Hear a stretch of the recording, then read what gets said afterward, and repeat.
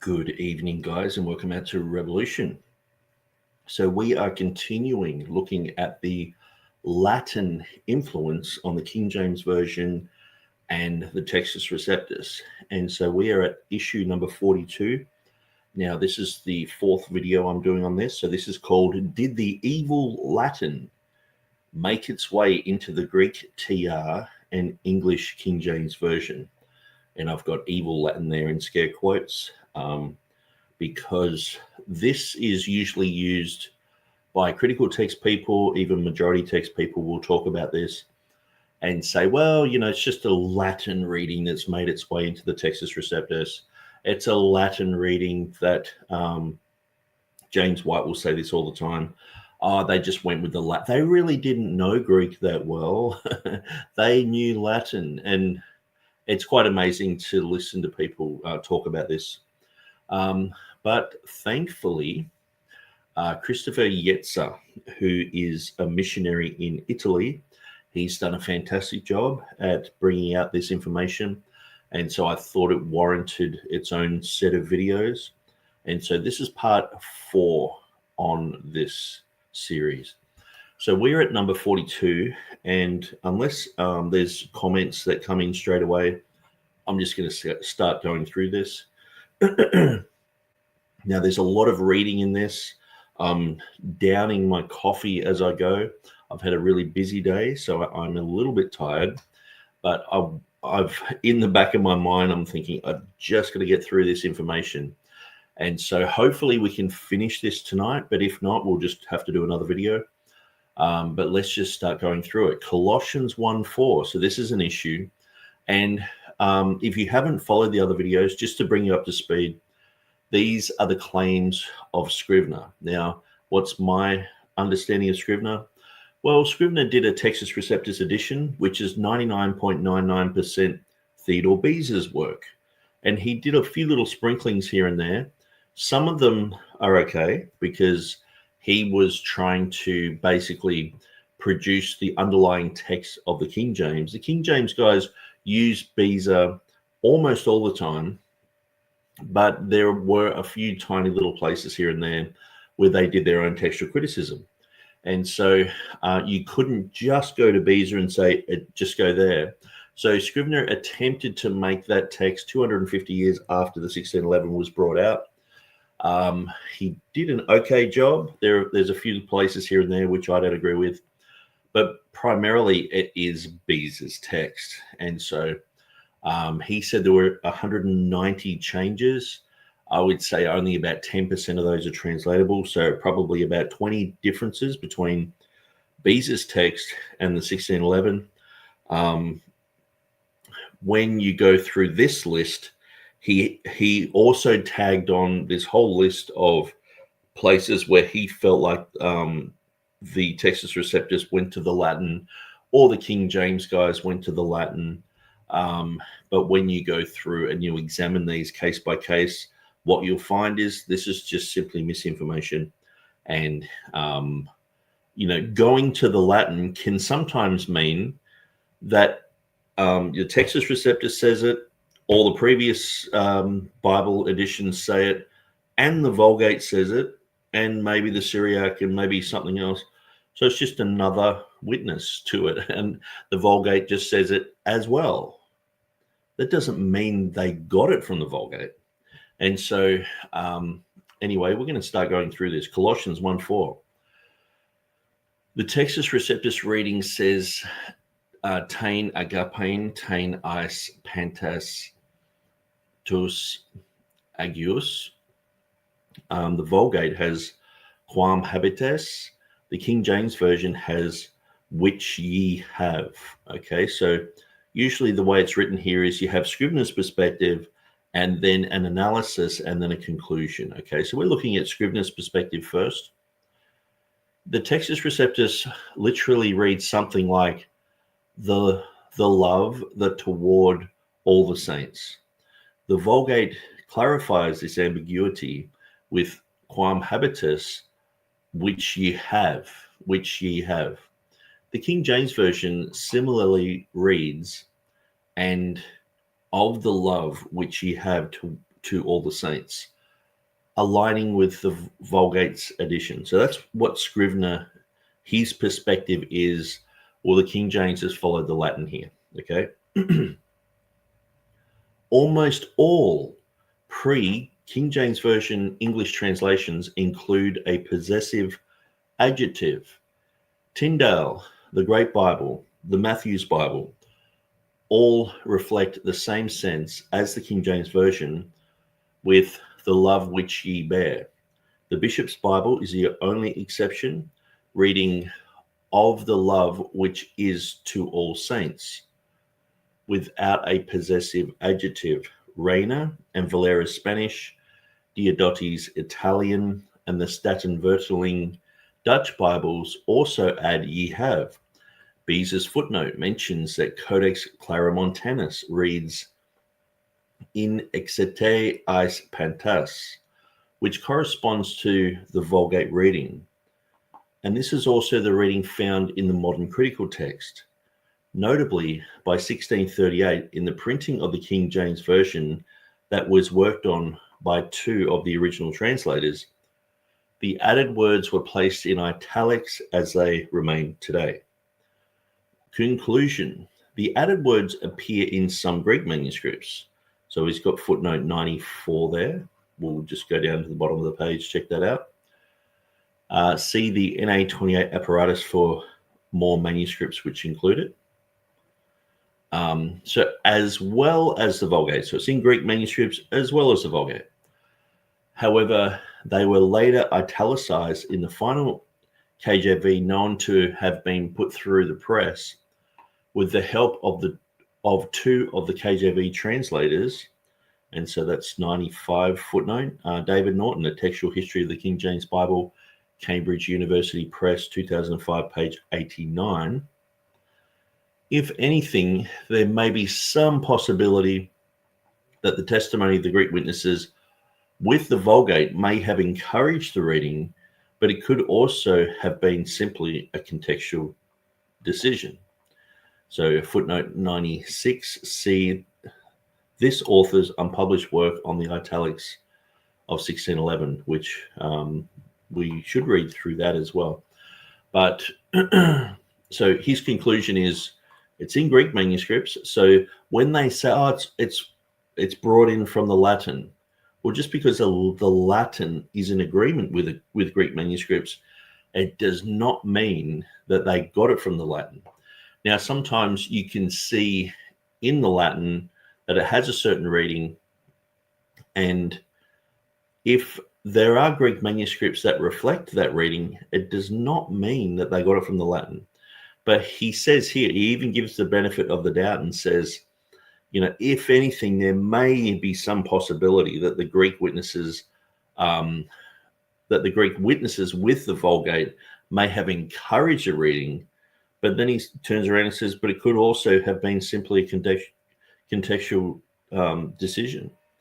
So, I mean, it can go either way. In other words, he's sort of like, okay, well, maybe they got it from the Latin, but I mean, you could say that they got it from the Greek. I mean, why is Scrivener just saying, no, they just simply got it from the Latin? You know, the King James just has all these Latin readings everywhere. It's not being honest with the data. Colossians 1:24, Textus Receptus, us nun. The Vulgate, qui nunc, the King James Version, who now. So Scrivener's perspective is both the Textus Receptus and the Vulgate would translate in English, who now. The KJV is the first English translation, beside the Reem's, to render who, but this is because Beza's was the first Greek edition to add it to the Greek text. Scrivener's introduction to his list of Vulgate influences simply states, in the following places, the Latin Vulgate appears to have been the authority adopted in preference to Beza.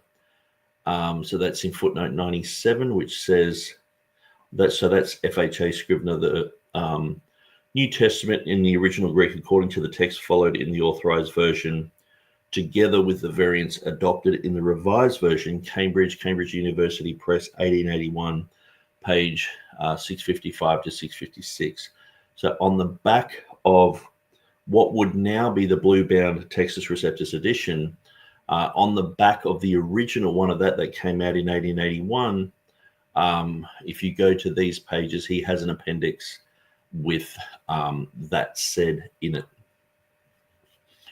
Okay, so it says here, however, in this case, Beza's edition contains the same reading that Scrivener included in his TR.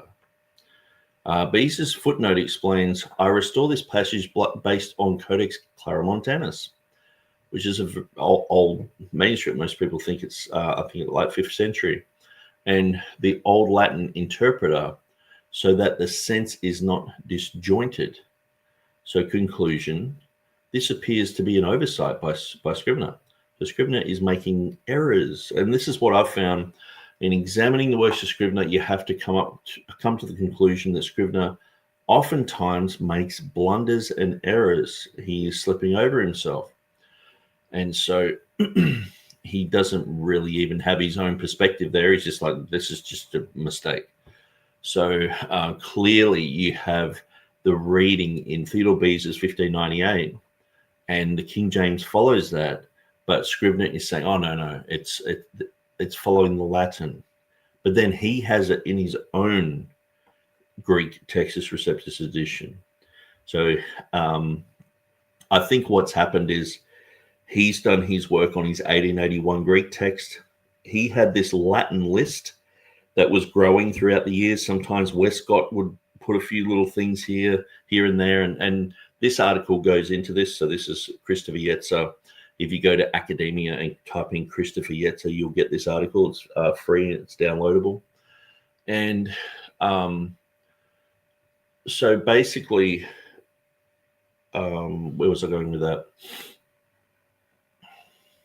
Yeah, so he's printed his 1881 Greek text, has an appendix at the back with 190 differences, but then he just tags on this Latin list. And if you read what he says, in the following places the Latin Vulgate appears to have been the authority adopted in preference to Beza. But clearly the Latin Vulgate and Beza have this. So why is he saying this? So it's just oversight. And so Scrivener's just tagged this on, hasn't double checked it. It's a huge work to do a Greek New Testament, but it's quite sloppy to have such a mistake like that. And so that's one of the things I point out about Scrivener is he can be sloppy, he can make mistakes. Now, thankfully, most of his work is just Theodore Beza's, so it's so close to Beza's that that's what's correct. It's when he starts to get into all this rubbish that's where the errors are, you know. So this is the footnote of Theodore Beza. Now, I won't read the Latin there, or else you'll probably die laughing, but this is in his 1598 on page 310. You can see that is written there. Aha. Okay, so we're actually going into another one here, 44. I nearly skipped it. 1 Thessalonians chapter 2, verse 12. The Textus Receptus has to kolontos. The Vulgate has qui vocavit. The King James Version has who hath called. Scrivener's perspective, the Textus Receptus contains the definite article, the, followed by the present participle calls. In general, the present participle shows an ongoing action. With a preceding definite article, it can produce a noun-like phrase, as in Luke 6:29, him that taketh away, or 1 Timothy 6:13, who quickeneth. Scrivener believes the King James Version renders it more like the Vulgate's perfect tense, using who hath called. So that's Scrivener's perspective on it. The analysis. All pre-King James Version English Bibles had either who hath called or which hath called. Now, which and who can be interchangeable there. MS 98 shows no changes to the verse. So MS 98 is the one of the documents of the work of the King James translators, indicating that the early translators retained the Bishop's Bible's wording. So footnote 99 says, so that's from Ward Allen, translating for King James, Penguin Press, 1970, page 99. Let's go up, keep going up. There's a few footnotes there. So as mentioned above, the present participle does not necessarily mean now. It generally means something happening at the same time as the main verb, but it can also be understood in other senses as well. For example, the timeless action, the living God. In Acts 14:13, the present participle preceded by the article to ontos is rendered in the past tense by almost every major modern translation, which was before their city, as well as it is in Revelation 22:8, which shewed me these things. The same thing is done in Acts 21:8 with to ontos, which was one of the seven.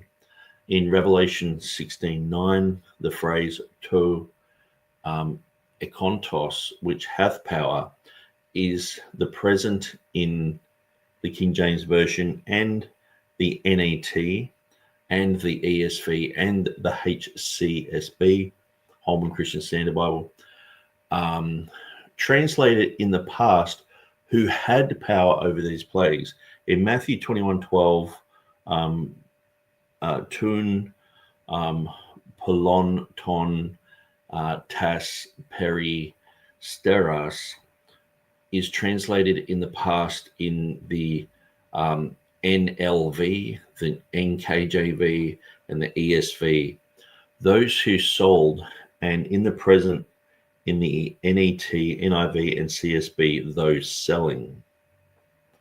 So it's quite technical there, but yeah, if you if you're listening on audio, it might be hard, but you can look at the screen there and read along. Now, I do recommend that if you're listening to this not live, it's so much easier to listen to me on like 1.5 speed. I tend to talk a lot slower. I'm not a Ben Shapiro, trying to impress you with how fast I can talk. I'm just trying to say it properly. Stephanus's marginal note references GA 38, which contains the aorist reading, Kelesantos. The aorist is also found in Vaticanus Sinaiticus 104, 326, 945, 1505, 2464, as well as the Syriac and Coptic versions. Additionally, the aorist appears in the Greek text of Chrysostom's third homily on 1 Thessalonians, in the edited edition by KJV translator Henry Saville. Very interesting, because Henry Saville did the complete works of Chrysostom. It's been one of my things that I brought out in my Easter article in 2005. Actually, that was my second one, 2007. So let's look at that footnote. Okay, so that it says it there in the Greek, footnote 100 on page 172 of that work. So that's the Stephanus's marginal note. So Stephanus did 1546, 1549, 1550, and 1551 text. Very popular text. That became like a standard Textus Receptus edition, although not the most accurate. The most accurate was Beza's 1598. But the King James translators did their own edition, but they didn't print the Greek of it. They just did an English translation of it. So which is quite interesting. And obviously that's why Scrivener, 250 years later, had to do that so that they could compare the underlying Greek text with the Westcott and Hort text. So the underlying Greek text didn't get printed. They reproduced that, and then they could show people. Now, they could have just gone to Beezer and had a few footnotes, but they decided to make their own, and that's fine. Okay. So Vaticanus and Sinaiticus, all those other ones, and in Chrysostom. So the word biblical commentary states, to kalontos umas, the one who calls you. The act of calling is in the past. Cf. Ek kalesen emas ho theos en agiasmu 4:7. Similarly, 2 Thessalonians 2:14, but God is described as ho kalon umas, your caller, in a timeless sense. See 5:24 and Galatians 5:8. So footnote 101 is mentioned there, which is F.F. Bruce, 1st and 2nd Thessalonians, volume 45, Word Biblical Commentary, Dallas Word Incorporated, 1982. So conclusion, the flexibility of participles allows for some variance in translation. If any variation in underlying text was considered by the King James translators then, given the evidence mentioned above, the Vulgate would have only been one part of the data collected. So here we have Scrivener saying, oh, it's the main thing. They've borrowed it from the Vulgate. They're going to the Latin when all these other factors are there. So obviously another one bites the dust. So let's go to number 45. So there's 60 of these, remember, so we've got 15 to go. I'm watching this little sidebar go down and just hoping that it hits the bottom soon. Not that I'm just trying to rush through this. I guess I am. Let's just be honest here. I guess I've bitten off more than I can chew. I'm trying to read through this and trying to be patient, so I can move on to other things. But I do think that this is very important, and I don't want to cut it short, because this is a huge argument against the King James. And when you go through this, you're like, yeah, Scrivener's just wrong again. It just over and over, he's just wrong. So 1 Thessalonians chapter 2, verse 13, Textus Receptus, u logon, Vulgate non ut verbum, King James Version, not as the word. Scrivener's perspective. Scrivener appears to point out that the King James Version's use of as corresponds to the Vulgate's ut, whereas the printed TR texts do not explicitly include an adverb to express the same thought. So analysis. All pre-King James Version English Bibles included as. Consistent with Reina and Valera's Spanish, the 1588 pastors and professors of Geneva French, the Statenvertaling Dutch, Luther's German, Diodati's Italian, and Beza's Latin. Diodati placed it in italics, but most versions did not. By 1629, the Cambridge printing of the King James Version also italicized it. So Erasmus's commentary, you received it not as the word of man. Ut is not found in some Greek manuscripts. Instead is read. Instead is read, and then it's got this in Greek. So it says u logon anthropun. That is not the word of men. Okay, interesting. Anthropum. Okay.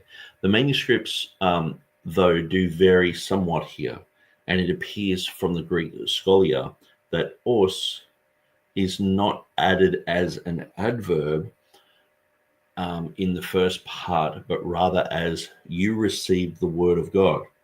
This is more effective, but as the word of God. And footnote 102 says, okay, so it's got all that written there, and that is directly from Desiderius Erasmus from his Annotationis in his Novum Instrumentum Omne, of 1516. Beza's footnote is also affirmative. Not as the word of men, etc., logon, anthropon, etc., that is, uk, us, logon, anthropon, al, us, logon, theo. Not as the word of men, but as the word of God, as the Syriac, the Vulgate, and the Greek commentators read it. Nor was there any reason for Erasmus to reject this reading on the grounds that the participle us is used in reference to things that are true. On the contrary, for that very reason, he ought to have embraced it, although this indeed is not relevant to the matter, for us does not properly connect with logon, word, but with Eddie cast there, you received. Okay, tricky looking word there. Evikaste. You received I want to actually hear that word spoken in Google Translate. Let's check it out.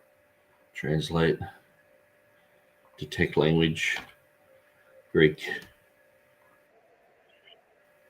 Evix.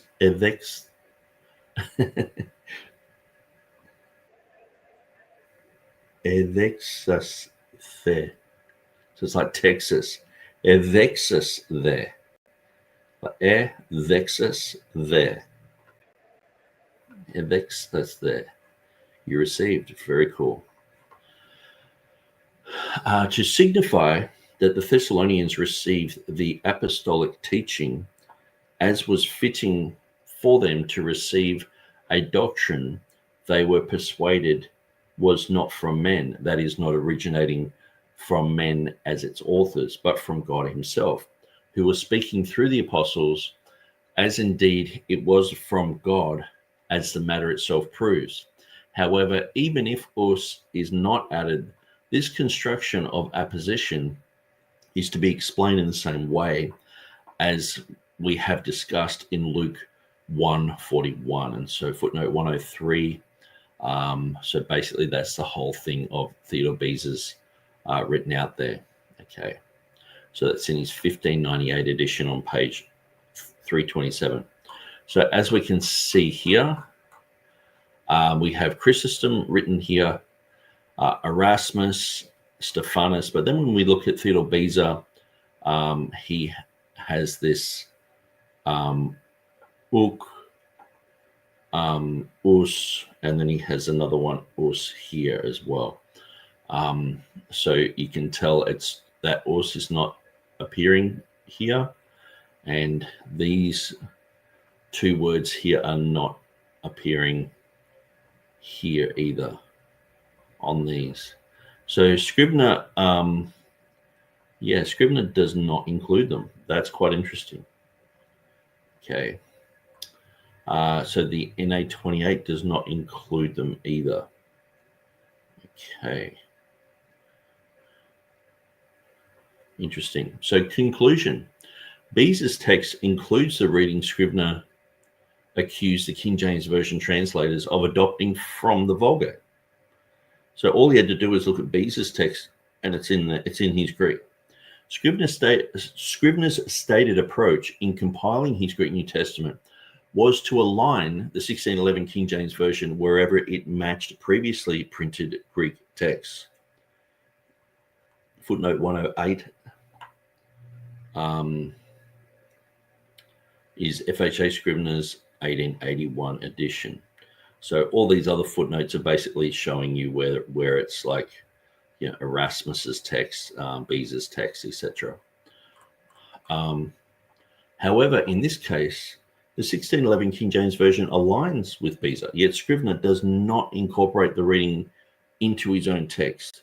Now, listen to me very carefully. Anyone who holds up Scrivener's blue-bound TR and says, that's where the Word of God is and all the rest of it. Okay, what about this issue here? Like, to me, Beza's text is correct. And I've found so many places where Beza's text is correct. Yes, Scrivener does, in his edition, have some of the readings that the King James translators went with that were not in Beza, and they're so minor. There's probably about 20 of these, but they do exist. And so kudos to Scrivener for doing that, but thumbs down for Scrivener for doing this type of thing, where he is omitting Beza's words, saying, oh, they went to the Latin there, when it's clearly in Beza. So it's just sloppy homework on Scrivener's part. But we're looking in retrospect at all this. It must have been hard in Scrivener's day to do all this type of work. But this is where I would say, hey, you know, and this is why I point to the underlying text of the King James. Now, people can say, well, Scrivener's is the underlying text of the King James. I'm like, yeah, it's close. People can say, you know, Theodore Beza's 1598. That's the underlying text of the King James. I'm like, yeah, it's close. But the actual underlying text of the King James, they didn't print it. So that's the text that I go with. And how do you know what it says? Well, it's pretty much in line with Beza's, with Scrivener's, but all you have to do is look at the English King James, and you can clearly see what word choices they had. Now, unfortunately, some people don't do their homework properly, and they come up with all sorts of strange things about how the Latin crept in and all the rest of it. It's just simply not true. So, however, in this case, the 1611 aligns with Beza, yet Scrivener did not incorporate the reading into his own text. Later editors put it in italics since it was not present in some Greek texts.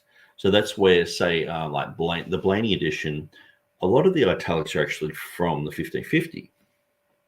So that's where you've got to be careful with that. You know, sometimes there are clear readings in Beza's text, but even the 1611 has italics that follow the 1550.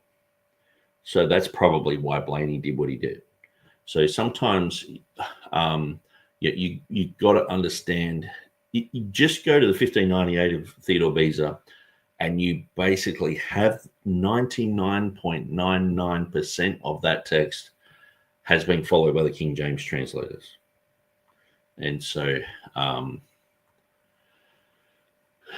1 Thessalonians, so let's just keep moving on. 1 Thessalonians 2:16, Textus Receptus, there. Vulgate Enim, King James Version 4. Now, why have I said there? Now, that's the modern pronunciation. So the delta, I don't say delta like de. Modern Greeks say there. It's like the word the, but it's like over there, like there. And so that's how they pronounce the delta. So just a little bit of information. You know, some people follow along. I know some people have been studying into this type of thing as well. And it's good to know, like, there's so many there's in the New Testament. It's like learning the K, which is and. You've learned like 5% of the New Testament if you learn that. I think it's 5%, something like that. Scrivener's perspective. The Textus Receptus uses the conjunction there, typically translated as but or and. However, in this instance, the King James Version translates it as for, aligning with the Vulgate. So that's Scrivener's perspective. So what's the analysis here? Every pre-King James Version Bible, as well as Reina and Valera's Spanish translations, follow the same reading. Additionally, the King James Version translators rendered therefore as for in several other passages, including Matthew 5:37, 13:21, Mark 16:8, Luke 12:2, 12:48, etc. Beza's note on this usage states, I think that there is used in place of gar, a substitution that we have already noted many times. And so that's on this footnote 109. I'll just check that out. And that is Beza's footnote there. Okay. Conclusion. Both the King James Version translators and Beza recognize that there could be translated as for without unnecessarily relying on the Vulgate. Their decision was based on established linguistic principles rather than direct influence from the Latin text. So another one bites the dust. 47. 1 Thessalonians 4:1. Textus Receptus Cathus Paralamvete. Vulgate ut quae mad modum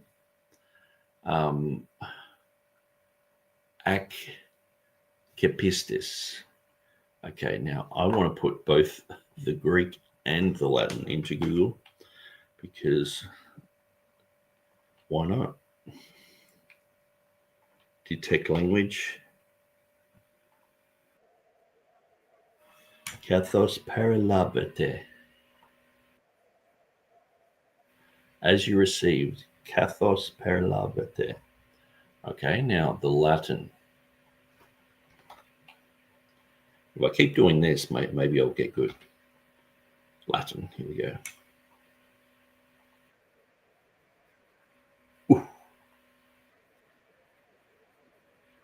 Ut quae emademodum epistis. Very interesting language. That as you have received. So what's Scrivener's perspective on this? The Textus Receptus has an adverb followed by an aorist verb, whereas the Latin has a conjunction followed by an adverb and a verb in the perfect tense. The Latin can be translated so that just as you have received, or in order that just as you have received, while the Greek might literally be translated as you received.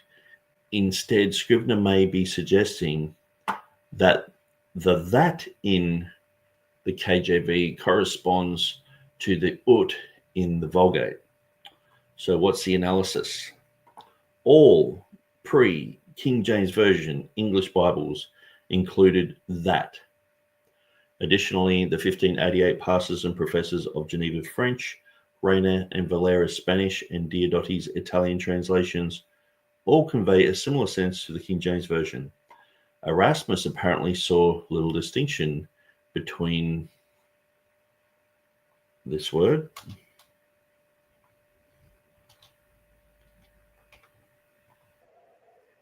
humad modum, just as, and ut qui modum.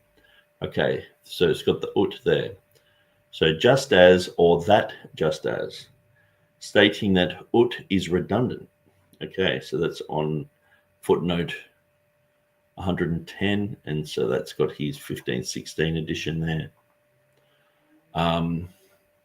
The NA28 includes inner that, supported by manuscripts B, D, F, G, 0278, 33, 2464, as well as the Syriac, Peshitta, and Coptic.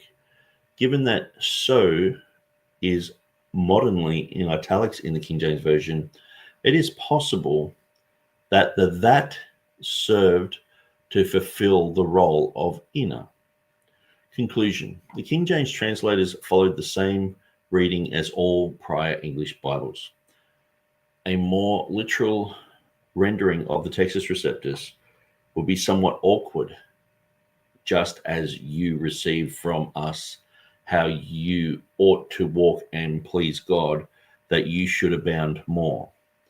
The King James Version offers a smoother translation while preserving the Greek's meaning. Moreover, certain Greek manuscripts provide the reading which literally follows the KJV structure. So another one bites the dust. Number 48, 1 Timothy 1:17, aphthato. The Vulgate is immortali. The King James Version is immortal. So Scrivener's perspective on this is both the Textus Receptus and the Latin use adjectives. Scrivener appears to suggest that the Textus Receptus should be more literally translated as incorruptible rather than immortal. Analysis. All pre-King James Version English translations render the word the same way as the King James Version, as did the versions of Reina and Valera's Spanish, the 1588 pastors and professors of the Geneva French, and Diodati's Italian. Beza's Latin expanded the term into two words, using both incorruptible and immortal. Beza's footnote references his annotations on Romans 1:23, where he wrote incorruptible, tu, Erasmus, immortal, who nevertheless admits in his annotations that afatu signifies something more than ananatu. For in sacred writings, especially Thora, pertains not only to ousia, substance, but also poiotes, quality. Just as the soul is said to be corrupted by vices, and someone is even said to perish, who nevertheless does not cease to exist, but is wicked and most miserable. So he's got 111 there as a note. Let's check that out. So that's just showing the 1598 at Pisa. Okay. And then it says Erasmus's footnote on Romans reads incorruptible God, afthatu, which was previously translated as immortal in this context. It indeed fits better. It contrasts the immortal God with the image of a mortal, corruptible man. And so I'm guessing that would just be, yes, the 1516 text of Erasmus in the footnote. Returning to 1 Timothy, this is the only instance in the King James Version where afatu is translated as immortal. However, Mounce defines it as incorruptible, immortal, imperishable, undying, and enduring. So that was Mounce's concise Greek English Dictionary, 1993, the eSword module. While the NA28 retains the same reading, the NET, ESV, CSB, and NIV all translate it as immortal. Conclusion: there appears to be some difference of opinion of the meaning of aphthartos. The King James Version is not alone in translating it as immortal, nor would the translators have needed to rely on the Vulgate to do so. So is it from the Vulgate? Ding ding. No, simply not. Okay. Okay, so Docky is in the house. Hey, Docky. Good to see you there. Number 49. 1 Timothy 3:15. Textus Receptus, die anastrephes thigh. Now I'm gonna Google that one too. Let's detect language.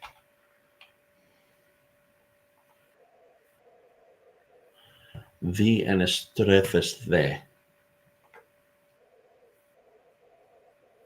Very cool. And the Vulgate has this reading.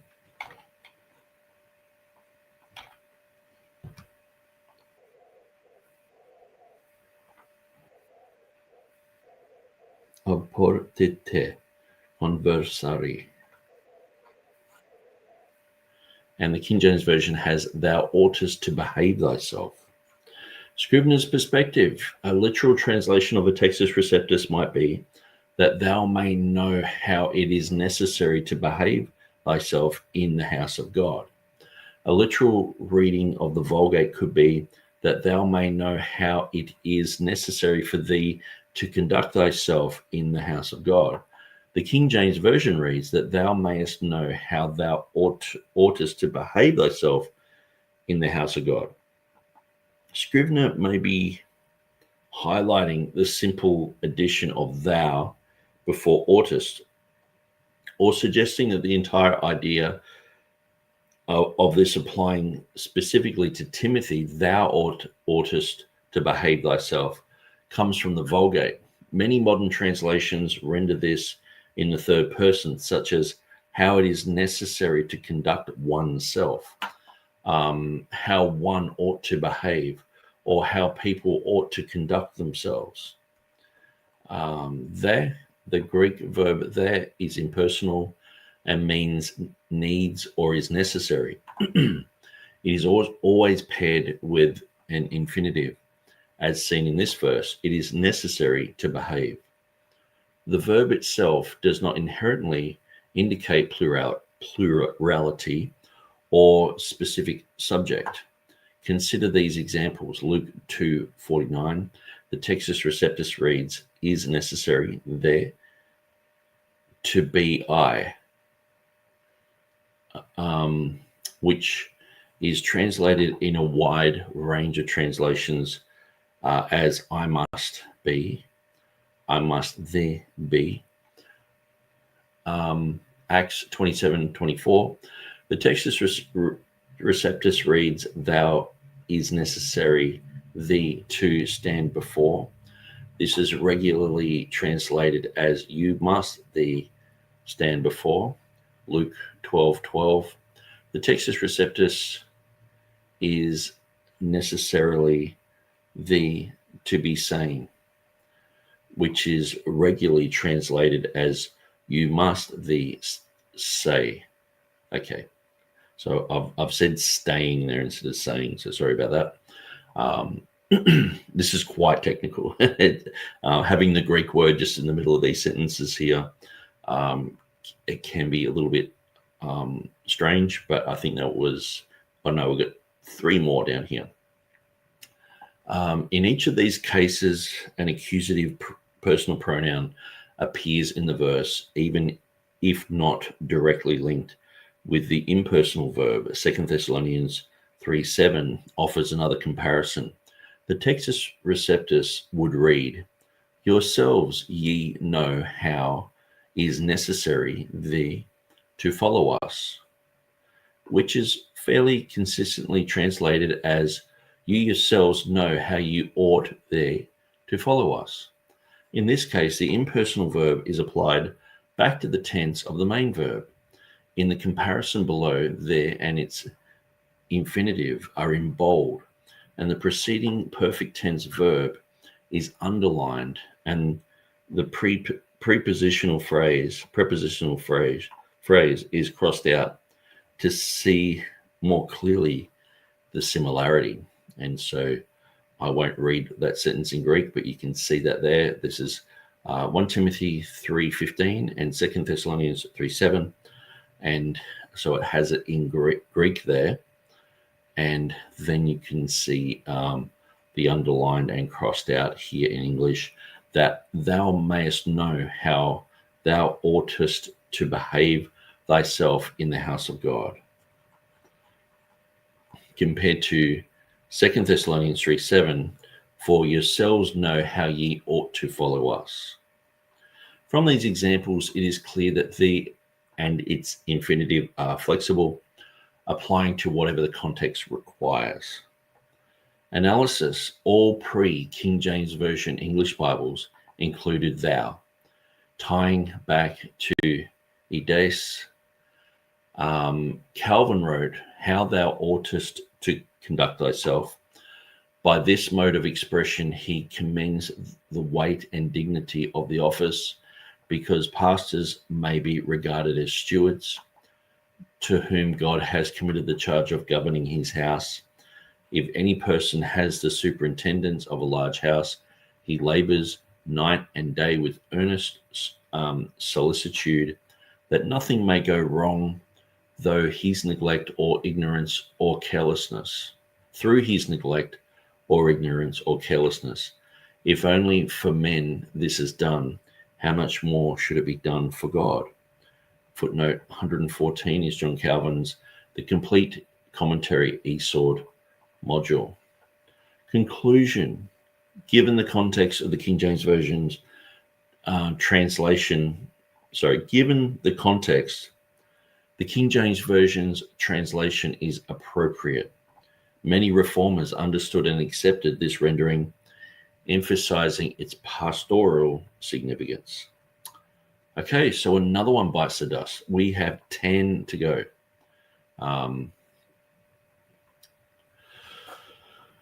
Or we're on our last 10. So we've got 50. I'm pretty sure it just goes to 60. I'll just check the chat. No one else is in the chat. We've got 3 people. Now, why is this why aren't many people tuning in? I usually don't do a video this time of night here because I know in America it's like 4 a.m. or something. And so that's why. But I just want to get through this. And so I'm like, I'm just keen to get through this. Now, if I have to do another video, if I start to get tired or slurring my words, or if my voice blows out, I will do a part 5. But this is part 4. Hopefully we can get through the vast majority of this. Now I'm just going to check my Facebook, have a quick look. Nothing too important there. And I'm going to sip my coffee.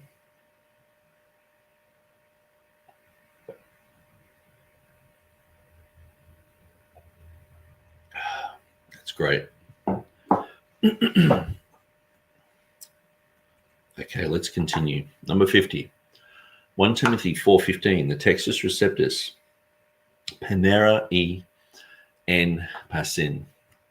The Vulgate omits N. Manifestus sit omnibus. King James Version omits N. May appear to all. Okay. Scrivener's perspective. The Textus Receptus might literally read, the progress of you may be apparent in/among all. Scrivener suggests that the King James marginal reading, in all things, aligns more closely with the Textus Receptus text, while the reading in the body of the King James Version resembles the Vulgate. So, analysis. Coverdale and the Geneva Bible apply all to people, while other translations apply it to all things. Diodati's Italian, so that's the 1607. The 1588 pastors and professors of Geneva French and Reina and Valera's Spanish translations also apply it to people. The Greek word passin, or all, is plural and may refer to either all things, for example, Luke 18:22, or all people, for example, Mark 6:41. The Vulgate uses omnibus, which can similarly refer to either all people or all things.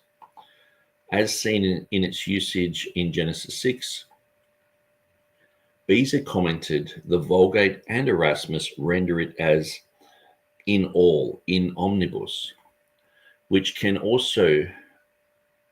we can also understand in the neuter gender as in all things or in all ways. So that's footnote 115, which is his 1598 edition. And the next footnote is just a 1611 Bible. So we won't have to go there. Okay. The preposition en normally translates as in, but can also be rendered as to, depending on the context. For example, the King James Version translates en as to in the following verses. Acts 24:11, I went up to en Jerusalem. In 1 Corinthians 7:15, called us to en peace. 2 Corinthians 4:3, it is hid to en them.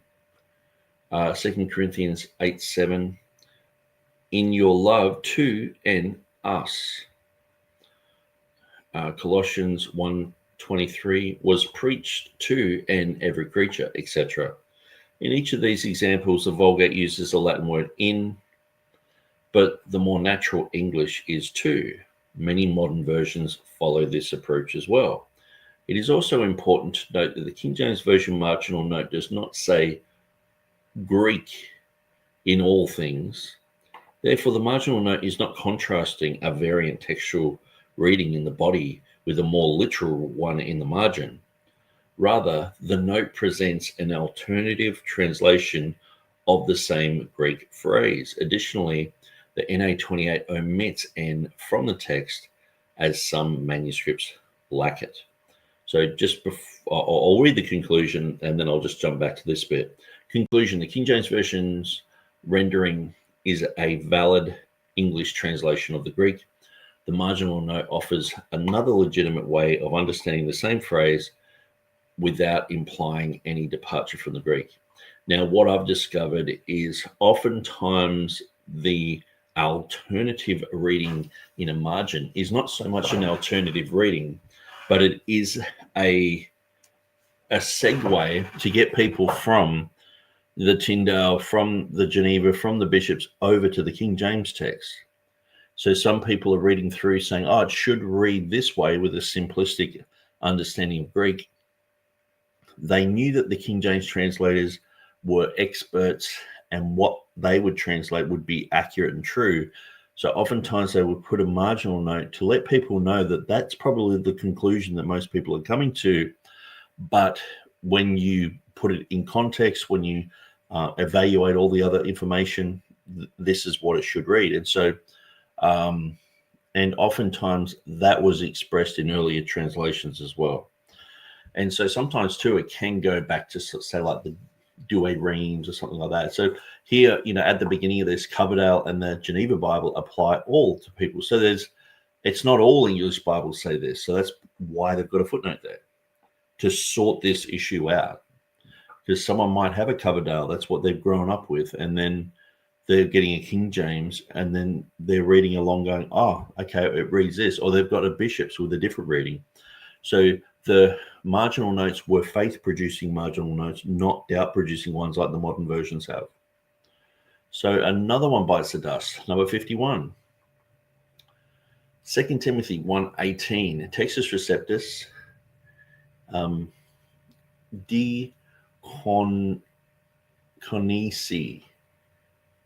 Diconisi, Vulgate, Ministravit mihi. King James Version, he ministered unto me. Scrivener's perspective, the Textus Receptus does not include moi, unto me, as the Latin does. Dung dung. Okay, what's the analysis of this? Every pre-King James Version English translation includes unto me, as do the Luther German, Statenvertaling Dutch, 1588 pastors and professors of Geneva French, and Reina and Valera Spanish, with the Spanish placing it in italics. Although Chrysostom's Greek matches the Textus Receptus, he clearly interpreted as unto me. He wrote, but when he was in Rome, he says he not only did not shun intercourse with me, but sought me out very diligently and found me. The Lord grant unto him that he might find mercy of the Lord in that day, and in how many things he ministered unto me at Ephesus, you know very well. And observe how, besides commending Onesiphorus, he specifies his kindness. He oft refreshed me like a wearied wrestler overcome by heat. He refreshed and strengthened him in his tribulations, and in how many things he ministered to me at Ephesus, you know very well. Not only at Ephesus, but here also he refreshed me. So footnote 117 is John Chrysostom, the complete works of John Chrysostom, and that's the Amazon.com Kindle edition. Okay, whoops, I've got to go up a little bit. The New King James puts the words to me in italics and mentions in their footnote from Vulgate.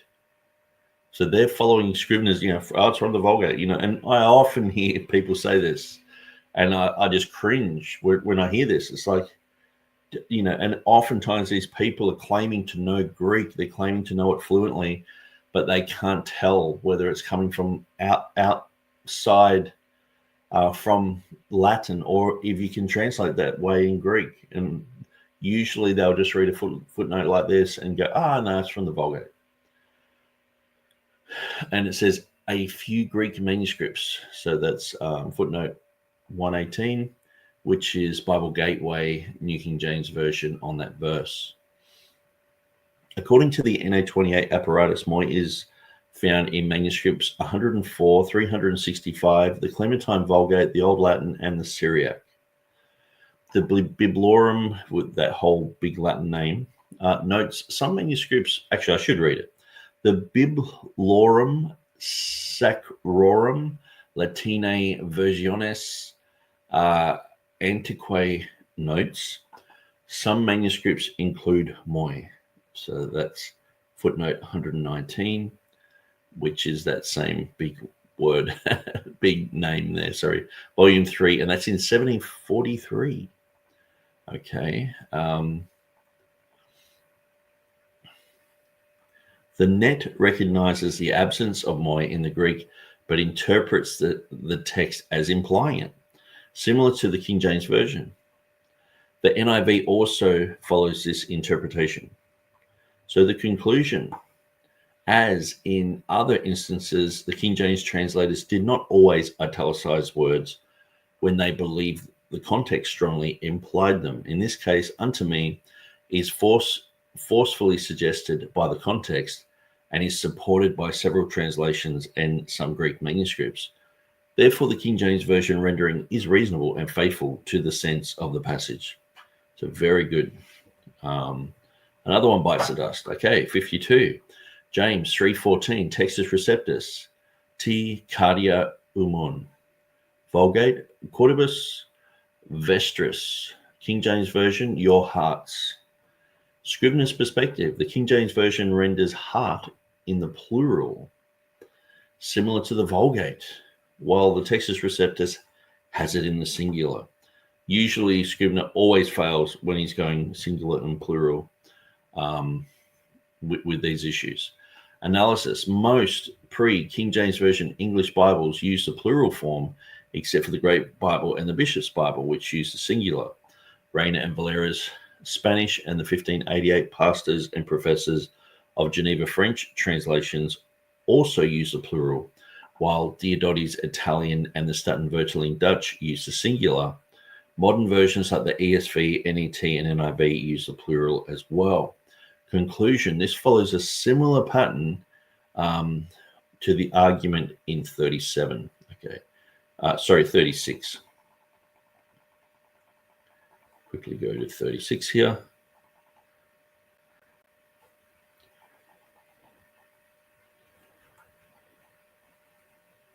Okay, so you got singular neck, and the Vulgate has plural necks.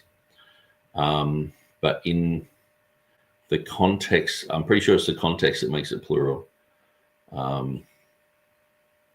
Yeah, it's just a natural way of reading English. So it's really just a nothing burger. Another one by Scrivener that just sort of means nothing there. Okay. All right. So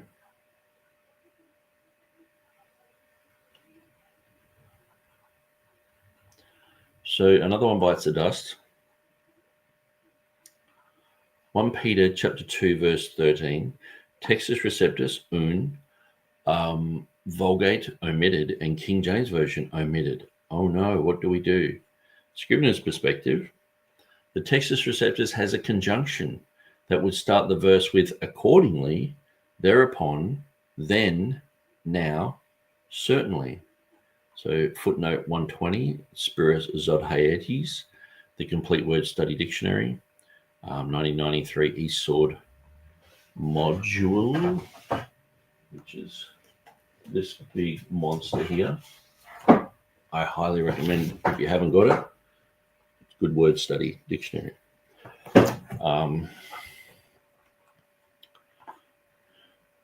However, the King James Version, like the Vulgate, omits this. Oh no, what do we do? Analysis. The pre-King James Version English Bibles are split at this point. Tyndale, Coverdale, and Matthew's Bible follow the King James Version in omitting the conjunction, while the Great Bible, Geneva Bible, and the Bishop's Bible include it as therefore.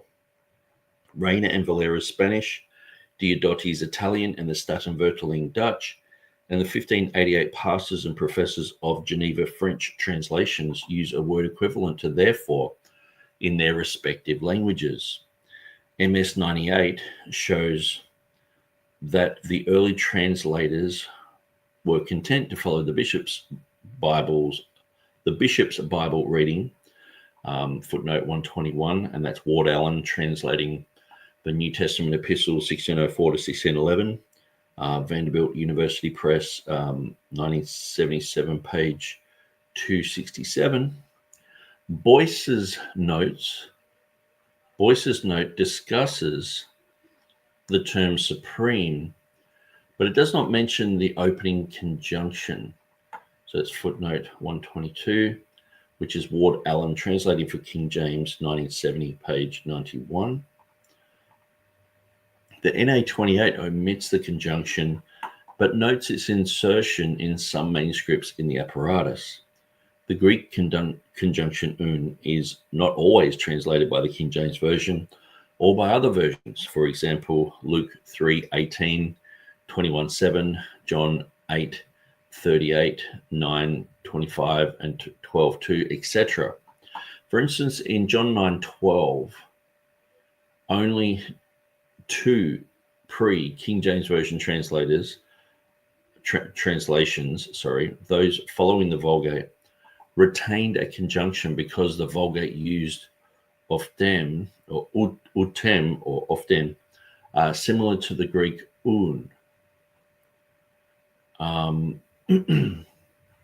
Conclusion: this situation is similar to arguments 18, 20, and 27. So I won't go there. Just download this. Type in Christopher Yetzer, Latin, and this will come up in academia, and you can download it for free. Okay, so I'm starting to see light at the end of the tunnel, guys. I've gone for over an hour, but we're at 54. So another one bites the dust. Let's go to 1 John 3:20. The Textus Receptus, the second hoti, Vulgate is omitted, and the King James is omitted. What do we do? Scrivener's perspective on this: the King James Version does not explicitly translate the second Greek conjunction hoti in this verse, similar to the Vulgate's handling of the text. And so instead of going, okay, well, sometimes Latin agrees with English, you can, sometimes you'll be translating something, you'll look at the French and they'll omit a certain word because they don't need it either.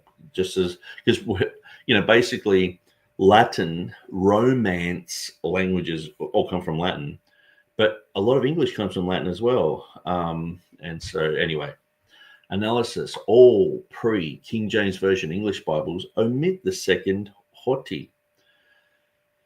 Reina and Valera's Spanish, the 1588 pastors and professors of Geneva French, Diodati's Italian, and the Statenvertaling Dutch versions do not provide an explicit translation of hoti. Beza rendered it as indeed, explaining, "For in this way I explain what the Greek grammarians say, that hoti is sometimes a participle of affirmation. However, the Vulgate does not read this participle, although it is not accustomed to pass over it, even when it is clearly redundant." The Syriac translates bema, or bema, I guess, bema. How much more? So it seems to have truly read hoti as even more. Footnote 123 says, so that's just the 1598 there. And the next footnote is just Ward Allen translating the New Testament epistles 1604, 1611. So we won't have to go there again. MS98 does show that was inserted into the text. However, by the end of translating, it was removed. And that's Ward Allen's footnote there, 124. Most commentaries do not mention this omission. Modern translations like the ESV, the New King James, and the CSB also do not translate hoti in this context. Even the highly literal EMTV omits it. Conclusion. The King James Version, like earlier English Bibles, occasionally leaves hoti untranslated, especially when it introduces a dialogue or declarative statement. The translators may have understood it as a simple statement of fact, similar to Matthew 8:11, and I say unto you that, hoti, many shall. Alternatively, they may have interpreted it as an affirmation consistent with Beza's explanation. So there's a whole bunch of reasoning there as to why Scrivener's wrong, but another one bites the dust. Okay, so here's an interesting one. 1 John 5:8. Oitres, Vulgate he tres, KJV these three. Scrivener's perspective. The TR could be translated literally as the three. Analysis. Every pre-King James Version English Bible reads these three.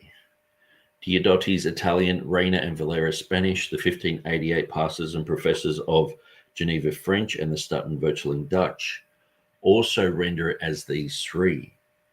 The Greek article is plural and can accurately be translated as these. Most modern versions follow this rendering, including the CSB, ESV, HCSB, NET, NKJV, etc.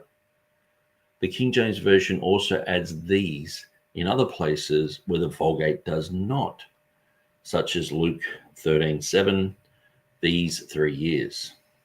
So conclusion, nobody would argue that translations like the CSB or the NAT were following the Vulgate instead of the Greek in this phrase. Neither is it necessary to assume the King James translators did. And so, bang, just straight out of the ballpark.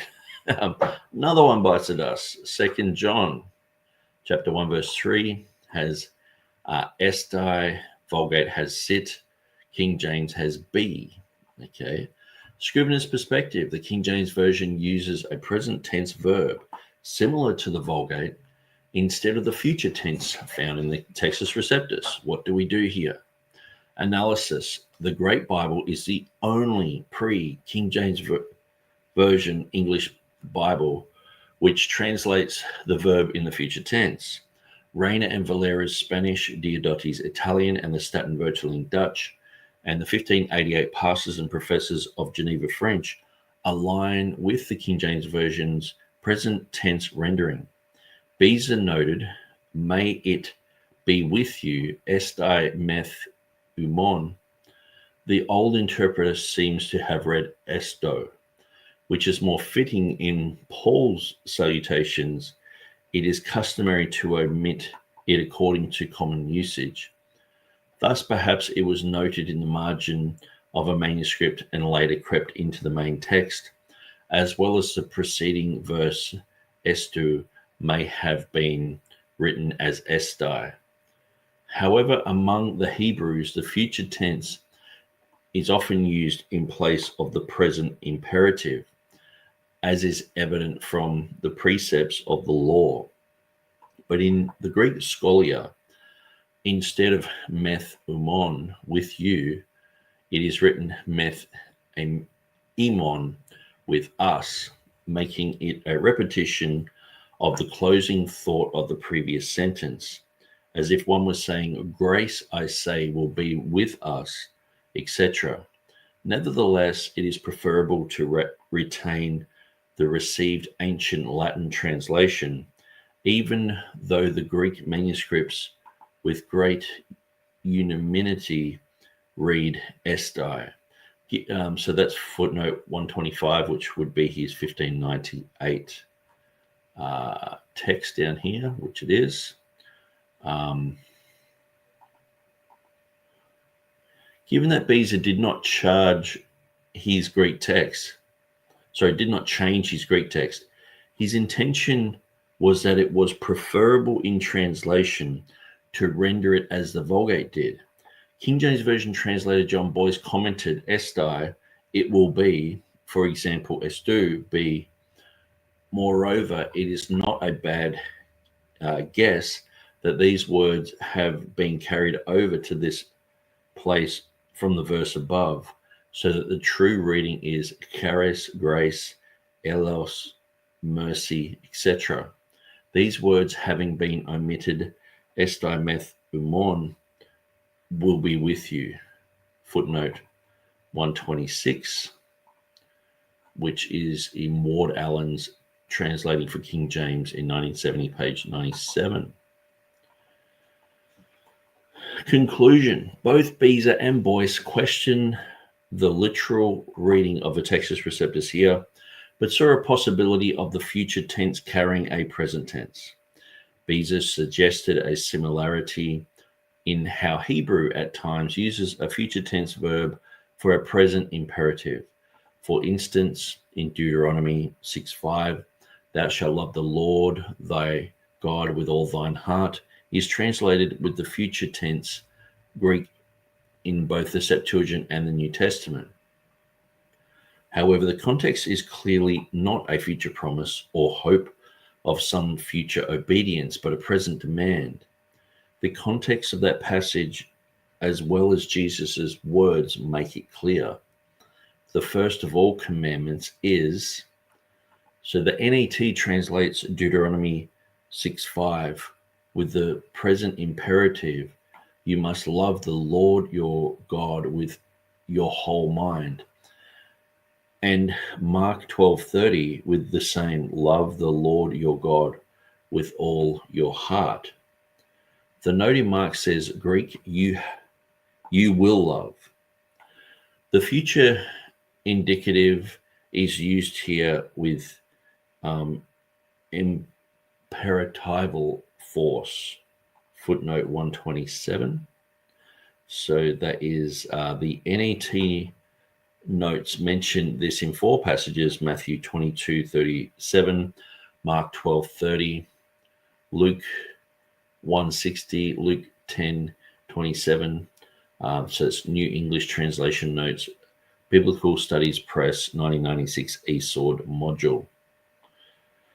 The final King James Version translation seems to have been determined by a complex set of linguistic considerations rather than a simple and blind allegiance to the Vulgate. So another one bites the dust. So, I mean, he's getting right into it all here and explaining what Beza says and a whole bunch of others. And it's like, all you have to do is read through the footnotes, the annotations of Beza, and he gives you a direct answer there. So obviously Scrivener, he was using the 1598 text for his Textus Receptus, but I guess in these places, he's either ignoring what Beza says or he's overlooking it. And he's just, I guess he's influenced by scholarship of his day. We're getting there. 57, Revelation 13:10, Textus Receptus, etis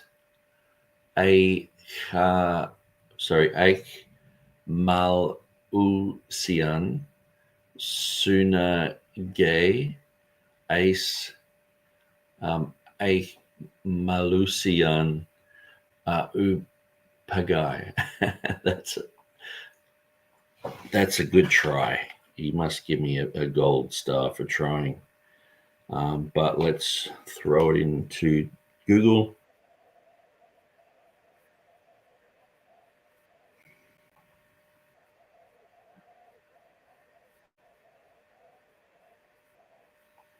Okay, so let's throw the Latin in and we'll see what that sounds like.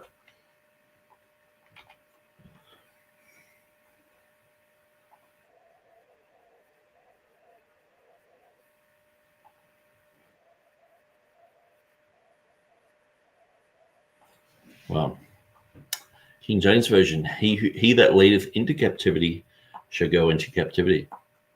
Scrivener's perspective, the Greek text is more literally, if anyone gathers captivity, into captivity he shall go. The Vulgate has, who into captivity leads, into captivity goes. Okay. Analysis, the Geneva is the only previous English translation which differs from the King James Version.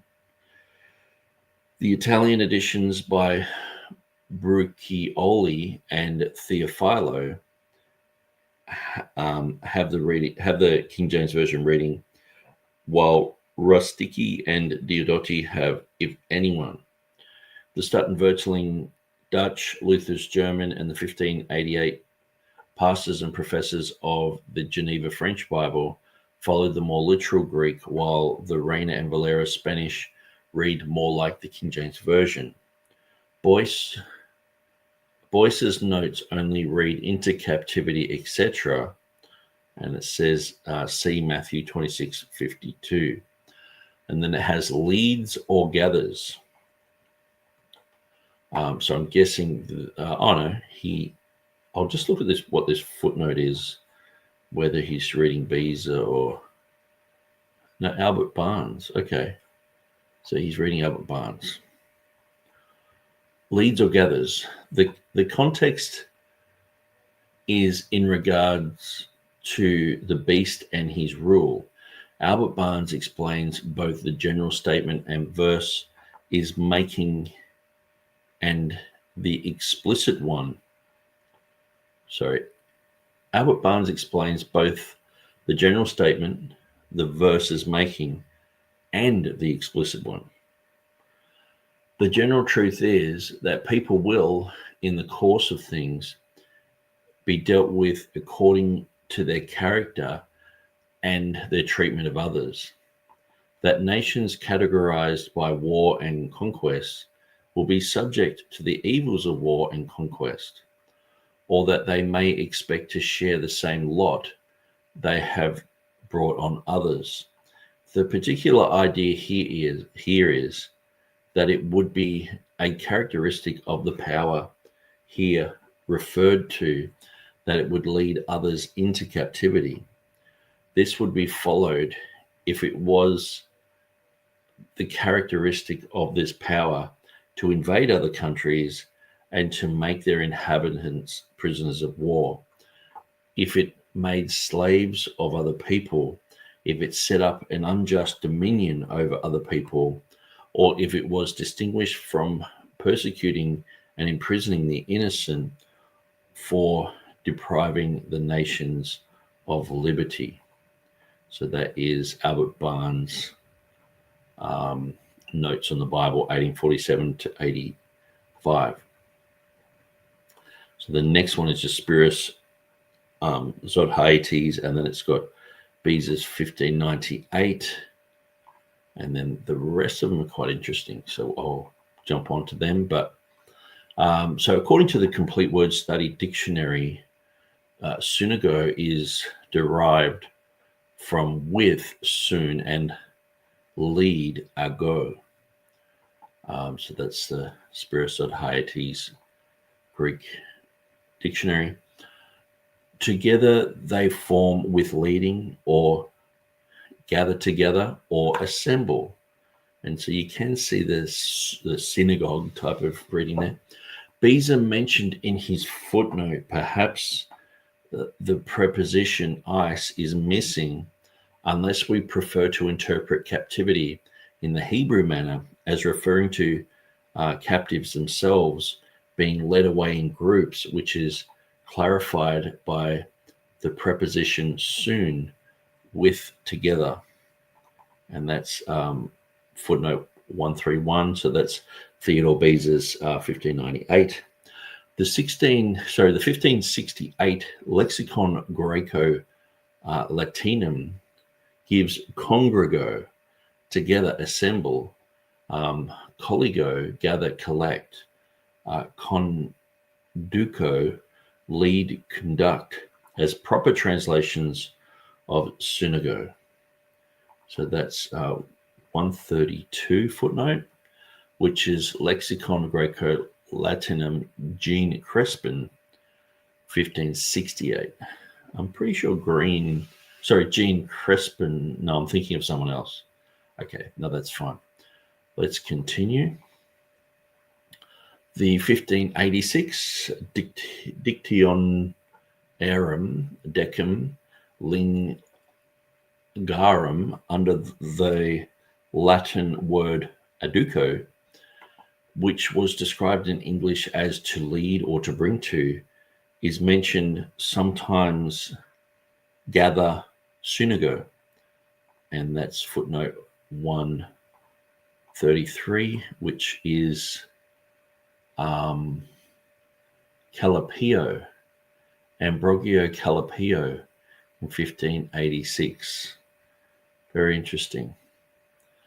And the next one is the same guy, Calipio, in the same dictionary there. And it says it here. In the same dictionary, under the Latin word conducto, the Greek word synago is given, and English is described as to bring or carry together, to hire. And the Italian is congregare, congregate, assemble, condurre, conduct, guide, lead, escort. If anyone or he that. The most common way that the King James Version translates etis is if any, but there is some variation. For example, it is translated as whosoever in Revelation 14:11 and Revelation 20:15. The ESV and NET both translate etis as whoever twice in 1 Peter 4:11. The ESV also translates as whoever in Revelation 20:15. The sense is the same. If anyone does X, then Y will happen. Whoever does X will experience Y. He that does X will experience Y. Now using the verse, if anyone leads into captivity he shall go. Whosoever leads into captivity will go into captivity. He that leads into captivity shall go into captivity. Conclusion. Dictionaries contemporary to the King James Version translators show that synago can mean lead, and the meaning of etis is the same as the King James Version reading. It seems more likely that the translators permitted the previous English translations to stand rather than specifically searching to follow the Vulgate. So another one bites the dust. We're at 58. So I think we've got 3 more. I'm pretty sure. We're right near the bottom. Revelation 16:11. Oh, numerology. It's, to me, that just means nothing. If it's 16:11. I know some people love that sort of stuff. I don't gel on it. Textus Receptus, the second ek, the Vulgate omits it and the King James omits it. Oh, must have followed the Vulgate. Scrivener's perspective is that the Greek text repeats ek because of their pains and because of their sores. But the King James Version follows the first to flow through as the Vulgate does, the evil Latin Vulgate. But let's look at the analysis and conclusion. Analysis. Tyndale, through the Matthew's Bible, did not include the repetition, although both the bishops and the Geneva Bibles did. Theophilo and Brucchioli's Italian editions did not have the repetition, as well as the 1588 pastors and professors of the Geneva French Bible and Beza's Latin. However, the Reina and Valera's Spanish, Diodati's Italian, and the Statenvertaling Dutch, and Luther's German did. Leaving out the preposition was probably done because of the concept of ellipsis where repetitive elements are sometimes omitted to create a more concise and smoother reading. The modern critical text has the same reading, and yet the NKJV, CSB, ESV, LSB, NASB, and NIV all leave out the second ek. The NET leaves out the repeated atis in Philippians 4:8 without even noting it in a footnote. The ESV leaves out the duplicates of etis in 2 Corinthians 11:20 and Philippians 2:1. Possibly Scrivener himself thought that the translators did the same thing in Acts 27:12, where the KJV reads, "and lieth toward the southwest and northwest." Beza's 1598 as well as 1582 and 1589 text match the King James Version's bleponta kata liva kai koron. However, Scrivener reinserted the second kata from other Greek New Testaments like Stephanus, the 1550. It is also in Beza's footnote. The Vulgate in that place maintains the repetition.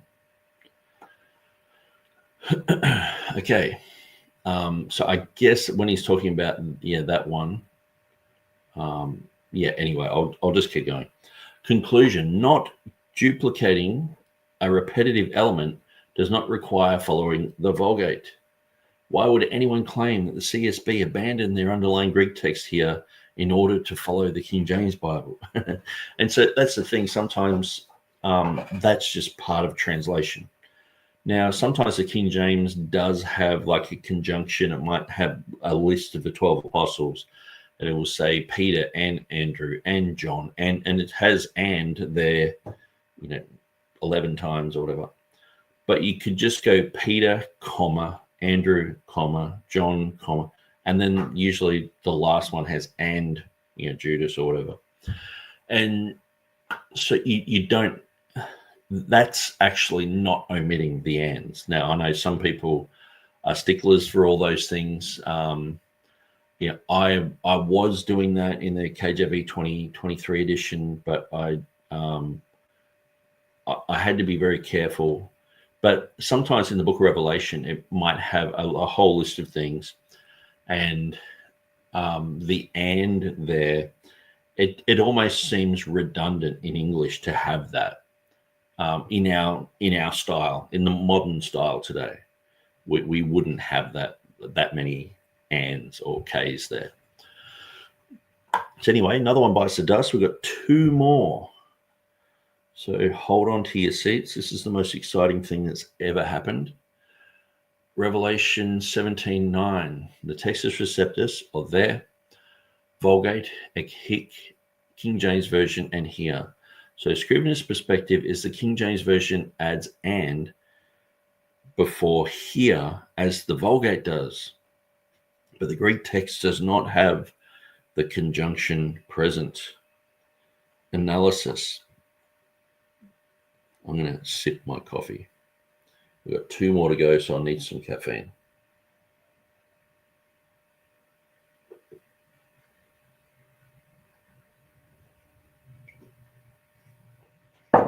Okay.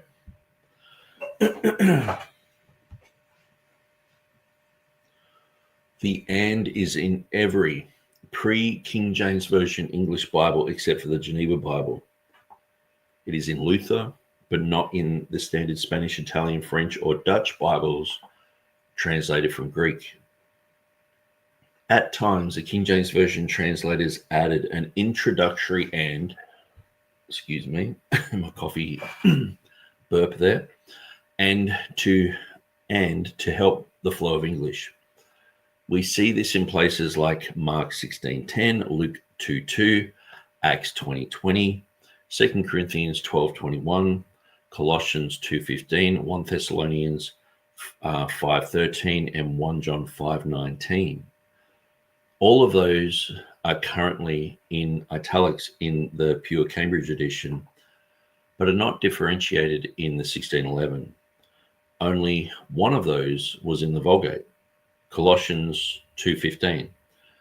There are still others which are not in italics in the Pure Cambridge edition, but not specifically in Greek, removing some of the more obvious examples of asyndeton. Mark 12:10, and then he's got V there. So Mark 12:10 V, Luke 6:16 V, 6:29 V, 8:8 N, John 19:12 V, Acts 13:3 N, 13:31 N, 15:23 N, 22:4 N, and 23:14 N. Those which were present in the Vulgate were marked by the V, and those which were not were marked by the N. Every one of them was present in their base text. The Bishop's Bible, except for Mark 12:10, and most were present in all previous English translations. Sometimes modern translations also include conjunctions where they are not present in Greek. See, for example, the NET at Acts 13:31 in their footnote. The relative pronoun who was replaced by the conjunction and the pronoun he at this point to improve the English style. Footnote 135, which would be the NET 1996. Also, the ESV uses and in the same place as the King James Version in Luke 6:16, and the LSB and the NASB in Acts 15:23, and the NLT in Acts 22:4. So the conclusion, the King James translators, like other translators of their time and modern translators, allowed for some small adjustments in translation to connect thoughts and help the flow of the context. It is not required that the and in Revelation 17:9 be from the Vulgate, just as 12 other examples above were given, which were not present in the Vulgate. So, another one bites the dust. So we're on the final one here. So I'm excited. Revelation 18, this is my excited words. Revelation 18:23, TR, Fanny, Vulgate, Lucibit, King James Version shall shine. Scrivener's perspective, the Latin lucibit is a third-person singular future active indicative verb meaning to shine or to appear. The Greek word phane is a third-person singular second aorist passive subjunctive verb with a similar meaning. Typically, the aorist is translated as the simple past. However, in this case, phane lacks the temporal augment, indicating it is not held to a past action. For comparison, in Matthew 1:20, the third-person singular aorist ephane is translated as appeared, while in 2 Corinthians 13:7, the first-person plural aorist phenomenon is rendered as we should appear.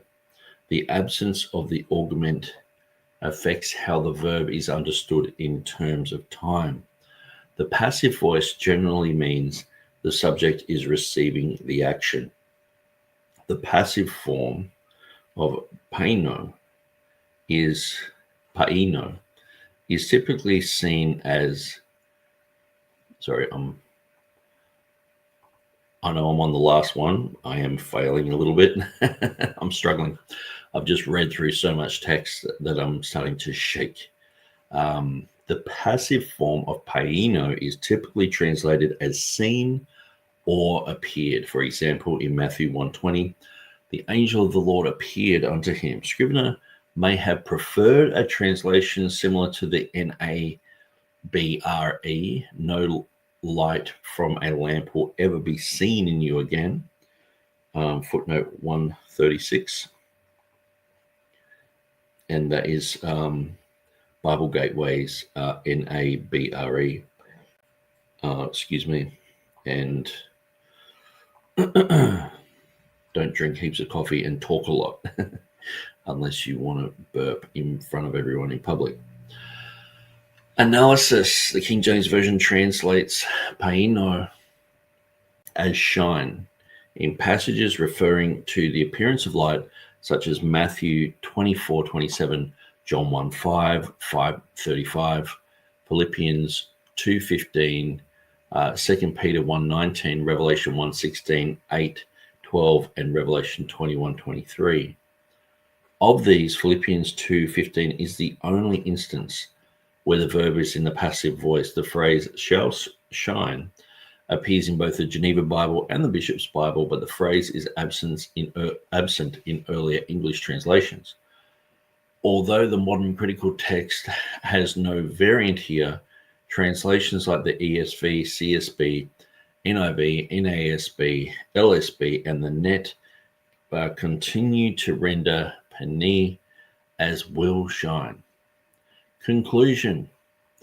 The Complete Word Study Dictionary says, strictly with the meaning to shine forth, shine, with N in the Greek 1722, in, indicating place.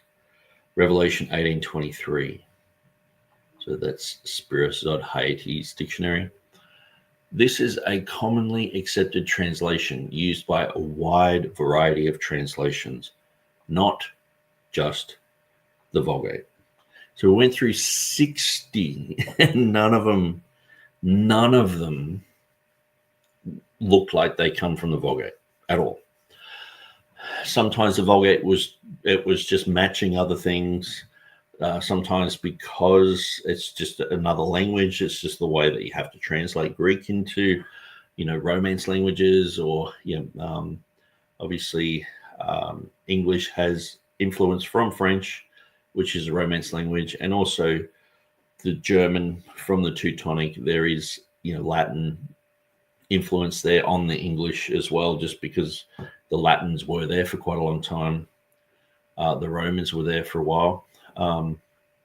And just the way that Latin influenced Europe. Most scholars were reading Latin. Summary. Okay, so Follow in Truth LJ is saying Shalom all. Seems like I'm rather late. Not many people have... we've got 11 people watching now. I guess it's becoming... daylight over in the United States, and some people are tuning in. So summary, out of 60 passages mentioned by Scrivener, 54 of them seem to imply translational differences. Even though all of those may be rendered by the TR reading, 11 have Greek witnesses, which match more literally to the King James Version reading. And then he's got, 8, 9, 17, all those ones, which won't mean much to us because we haven't memorized all those.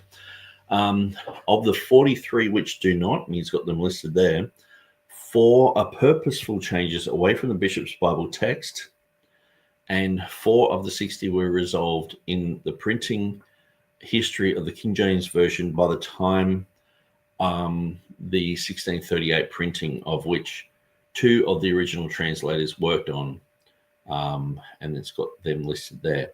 5 of the 60 could be excused based on a good understanding of how italics were applied in 1611.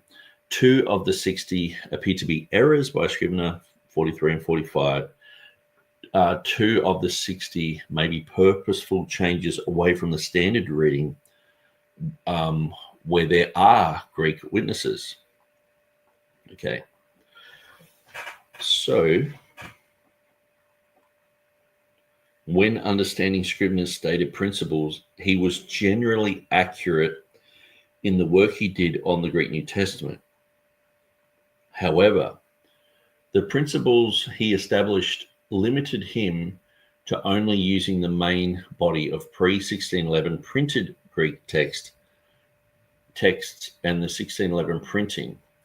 Had he seen John Boyce's notes or considered more broadly their work, he may have opened himself to the possibility of marginal references, footnotes, and the correction of errors in the first edition. Of course, that would have required more time and work. Possibly some of the fault for the exaggerated list of 60 belongs to the literalness of the times. Possibly other fault belongs to Scrivener's own meticulousness. Either way, the list in modern times seems to be misunderstood and rarely tested or thoughtfully considered. Upon close examination, it was revealed that many of Scrivener's claims rest on assumptions that do not fully account for the complexities of the King James Version translator's process. While his scholarship remains valuable, his conclusions should not be accepted uncritically. A more thorough review of available sources suggests that the influence of the Vulgate has been overstated in his list, and the translator's decisions were more often nuanced than Scrivener's list implies.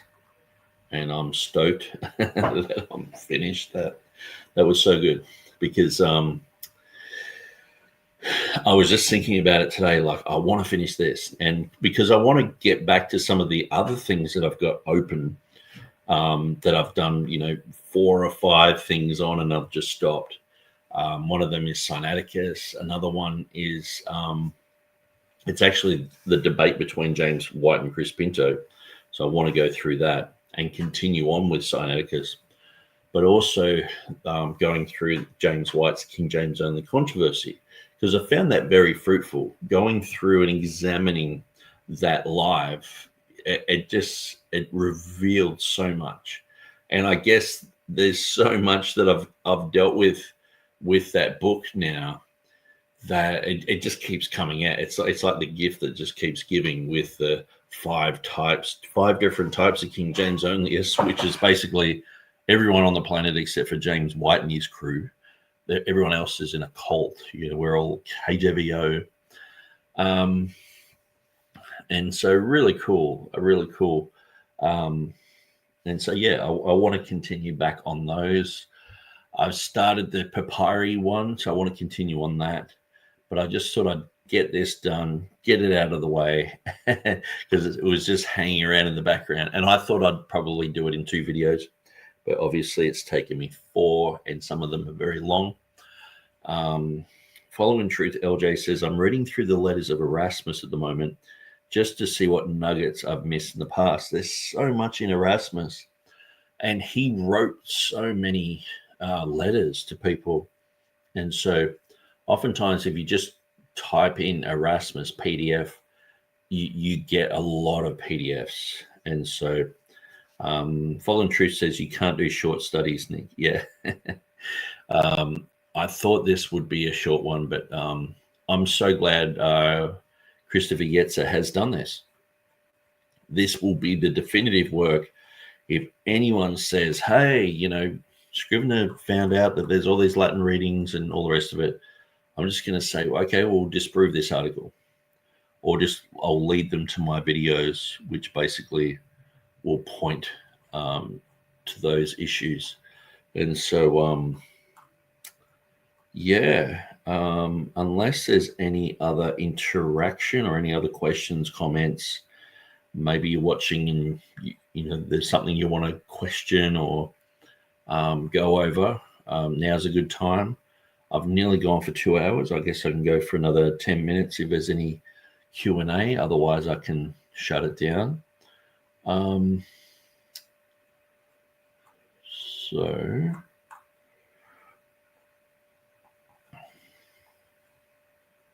So what I found with this is I just had to read it through, because if I started elaborating, another hour goes by, and there's just so much here that, you want to talk about Clement of Alexandria, Cyprian, Augustine. You want to talk about all this stuff. You want to get right into it. I mean, we could probably go through and study one of these a week, and study through it. But I think we've made the point, and that's what we wanted to do. A. Hannah says you should bug Yetzer until he comes on your show. He said he doesn't want to come on, so that's fine.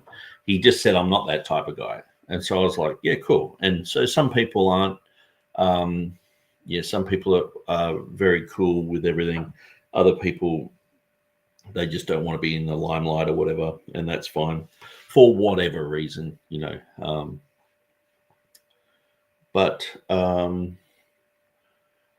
who else have I thought of having on?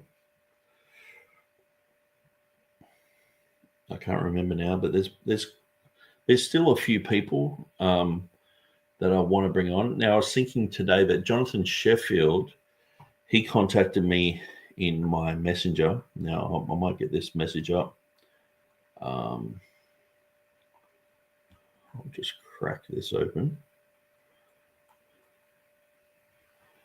Jonathan Sheffield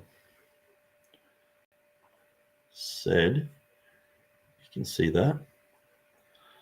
For your information, I am in discussion with Mr. Ehrman for a third debate on 1 John 5:7. So that's yeah.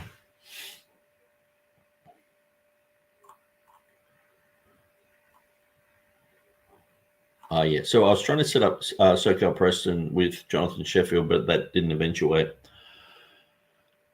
But so I was pointing out that he is doing a debate, and that is on the Facts YouTube channel of Stephen Boyce. So I'll just grab that one up. Facts.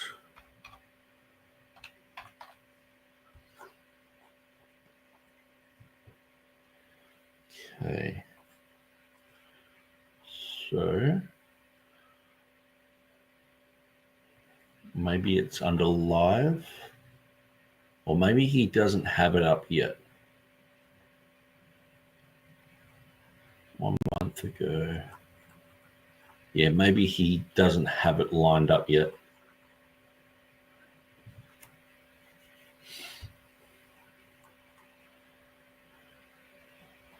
But so anyway, Jonathan Sheffield is jumping on the Facts program, and he is debating Bart Ehrman on 2 issues. Now, I should really look those up. I'm pretty sure I put them on the Textus Receptus Academy, so I can search there. But yeah, that would be so cool if he's doing a third debate on 1 John 5:7. That would be awesome because I think with Mike Holner, Mike Ferrando, a bunch of other guys who are involved with common material, Stephen Avery, myself, just chatting about all this stuff, it tends to really bring about a good understanding of a lot of these issues, because there's so much involved that sometimes just focusing in on one little thing, it can become the most important evidence. Like focusing in on Jerome, but like I was doing on Brandon Peterson's program, I started to focus in on Jerome and how he said unfaithful scribes are taking it out. I mean, that just speaks volumes. It's like unfaithful scribes are taking this verse out. It's well, what do you do with that? It's written there. Okay, Sheffield.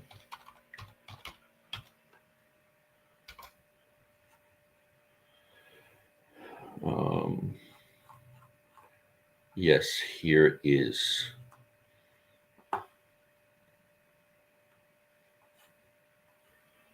Okay. So hosted by the Facts podcast. did Matthew, Mark, Luke, and John author the 4 Gospels? So it's on October 18th. So we're looking at nearly a month. So that's going to be very interesting. I've been listening to a ton of Bart Ehrman's materials lately.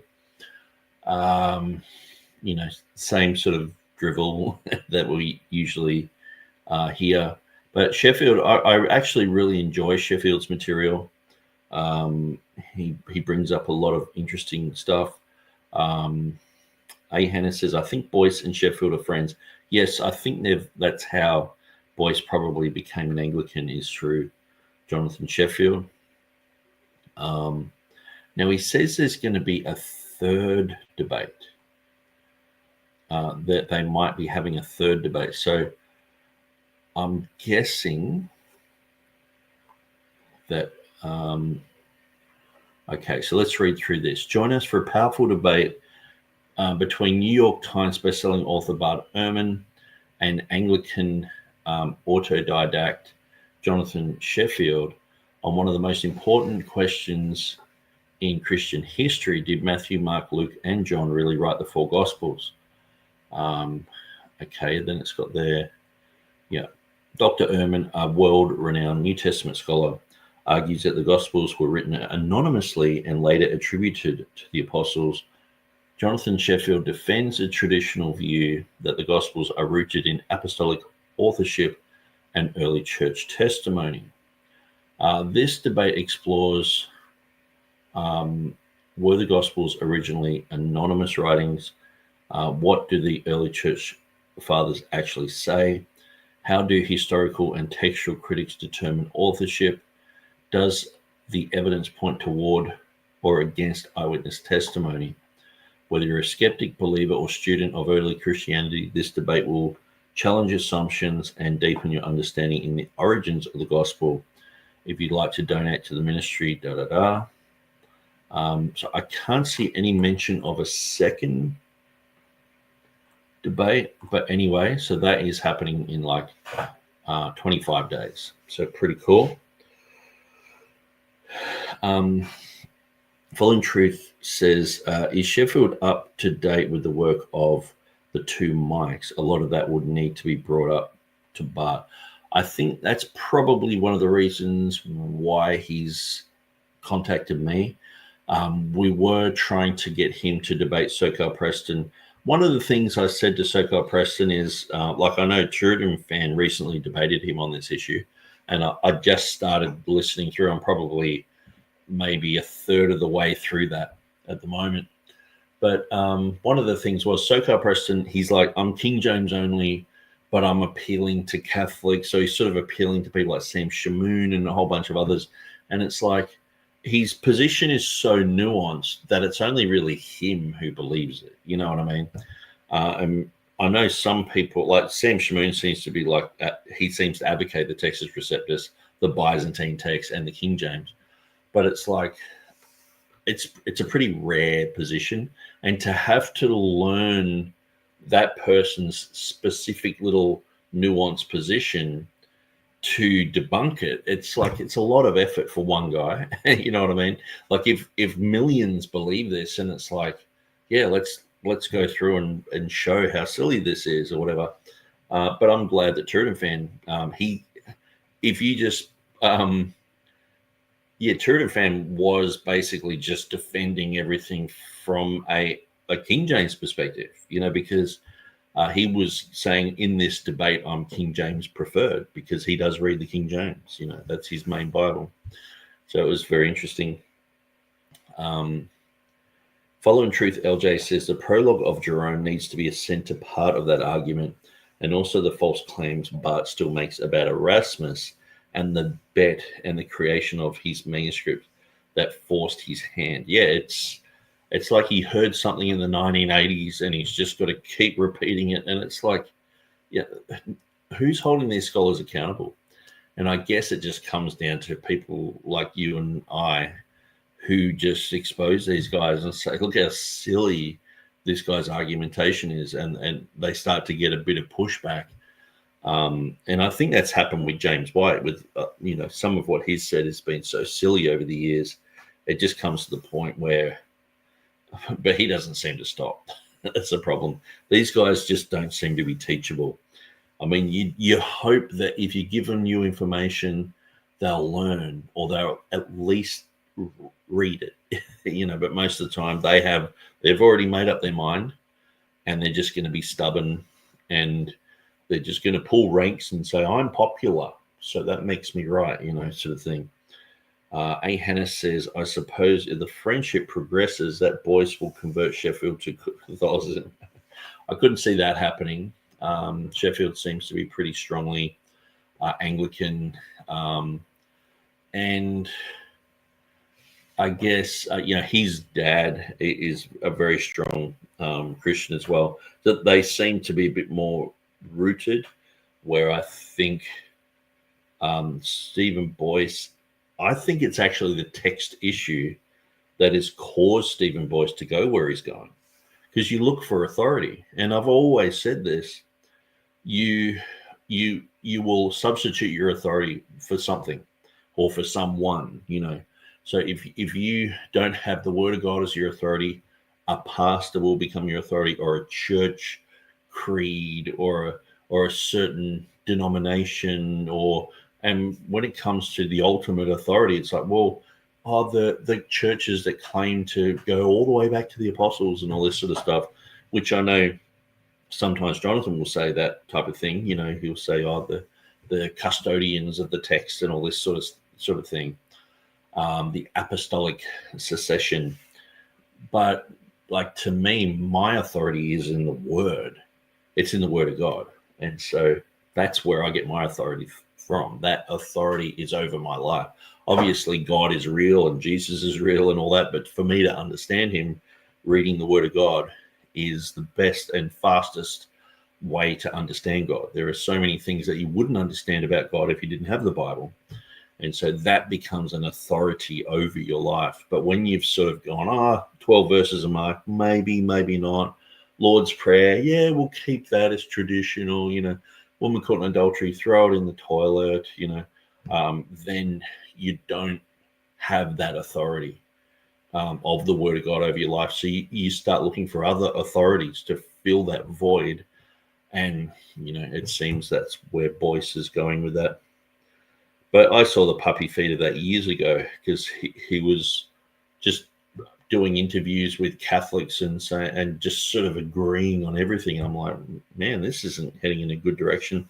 But it just seems like it's just very normal now. I mean, I know as powerful as the whole thing with Charlie Kirk is with the gospel going forward, and I'm all like, yeah, that's great. At the funeral, apparently more people watched a gospel presentation at that funeral than any other event in history. So that's a massive thing.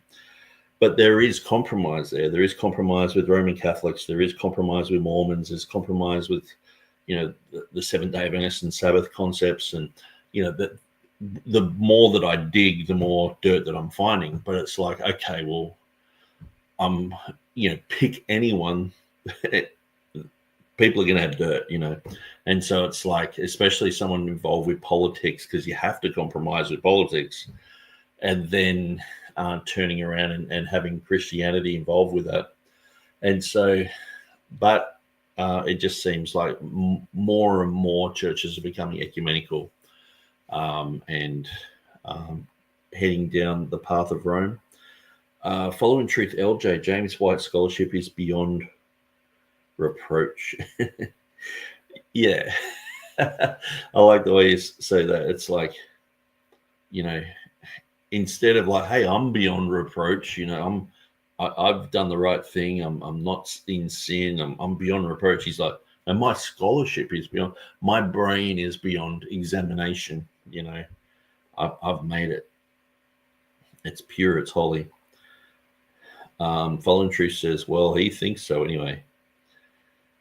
Yes. Helg says, I've been so busy today, so I've been playing the just listening game, but I'm here, sort of. Well, it's pretty hard to listen to what I just read, but I sort of have done it to go, okay, we've read through that material. and we wanted to check it for ourselves. And sometimes too, I would just read through like 4 or 5 of those and go, look, Scrivener's just wrong, and then read the conclusion. Because it's sort of like it gets to the point where it's a bit like creation science. Someone comes along and says, hey, we just found a bone that's like 200,000 years old of a human, and but the jaw that was nearby is from an ape, so it must have been a half, and you just there going, that's just all a load of rubbish. And it's just getting to the stage now where there's just so much rubbish coming down the pike from the critical text guys that someone sends me a list of 100 errors in the King James. I'll read through the first 3 or 4 and just go, well, we've disproven those 3 or 4. Do I have to go through the 100? Or I'll just pick a random one, number 37, and just go through it and then say to them, look, that's wrong. This is easily debunked. But usually people want you to go through every single one of them, where you're just going to waste your life.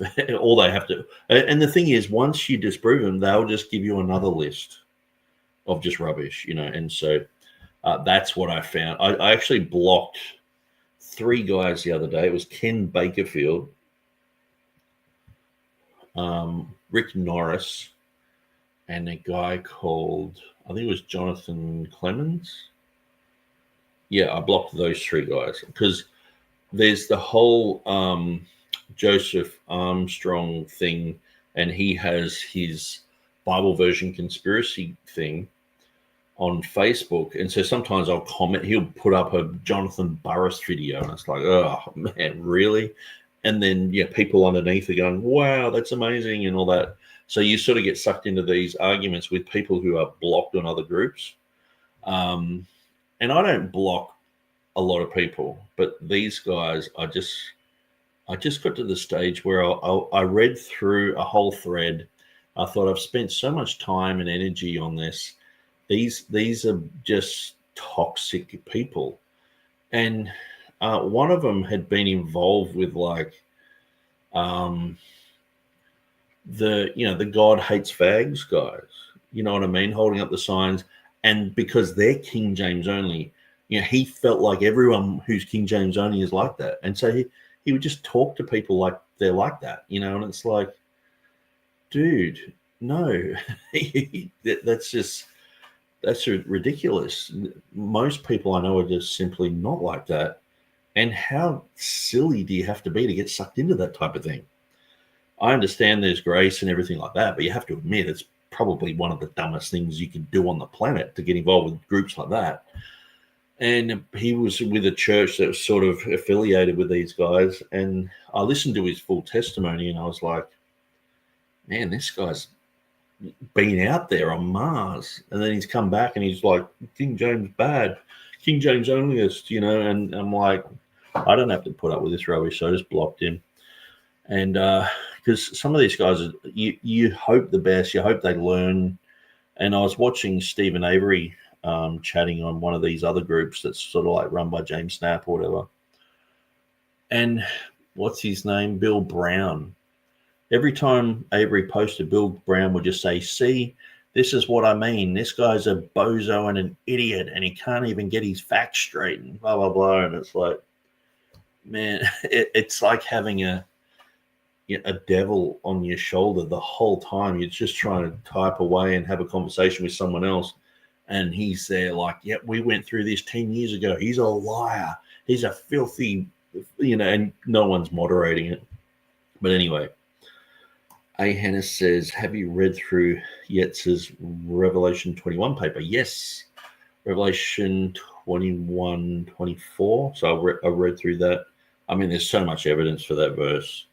And so I've started slowly to put information on my website, and I just thought I'd start with, King James, Erasmus, Beza, and just putting things slowly on there. But basically, my whole concept has always sort of been that, and it seems like Jeff Riddle is gravitating towards this as well, that the Revelation text that Franz Delitzsch found is simply not the one that Erasmus used. So that cancels the whole issue out, because that's what the whole issue is on that line in that particular manuscript. It's showing that it's reading commentary.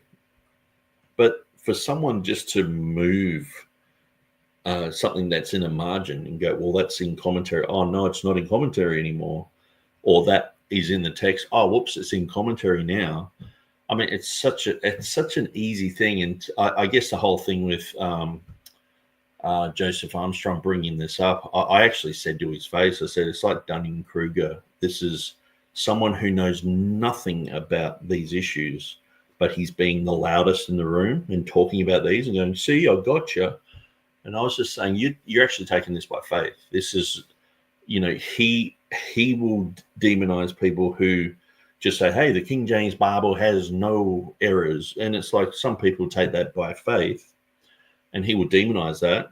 But he's doing the same thing. And I said, you're taking this by faith. And so Following Truth LJ says, Ken has some crazy interactions with him. He loves his own opinion. I'd blocked him, I guess, about 7 years ago. And then I unblocked him. And then he just kept coming up. And so all I do is put a laughing face on everything he posted. I couldn't help myself. And then he started calling me an F and this and an F and that. And why don't I F and this? It was like, but he's still posting in their thing. But this is one of the things where even on the Textus Receptus Academy, was it Stephen Anderson has popped up there and done a Mark Ward video, and it's like, oh, really? And it's like, do I just, because I guess in a way, like I want to defend the Textus Receptus, I want to defend the King James, but it's like there are some characters who are involved with the whole thing, and I'm like, do I really have to be associated with these people? The 99% of everyone involved with the group and everyone who comes on the stream, usually it's like everyone's cool, but it's like, but then I remembered that I actually posted one of his videos. It was like, oh, that's a good video. I'll just post it, even though I disagree with the guy, because I've posted Mark Ward stuff there. I posted James White stuff there. I disagree with heaps of stuff with those guys. And I'm like, okay, it's a different type of disagreement. But it's like, yeah, anyway. So that's where my head's been at. All right, so I've gone for 2 hours and 15 minutes. I might let you guys get on with your day. Oops. Clicking the wrong buttons. There's an interview for you. Get Anderson up. See, that's the thing. Like, do I want to promote that? And what would we learn from it? Where say someone like Phil Stringer, like I'm cheering the guy on. When it comes to Anderson, it's like, he's right on this. It's I guess it's like someone being right on the rapture, but they're a Ruckmanite or whatever, and it's like, oh, do you really want to jump into it? But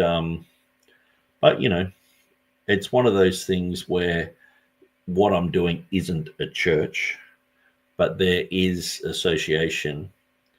But I guess if I was to be strict, I would probably not fellowship with half the people.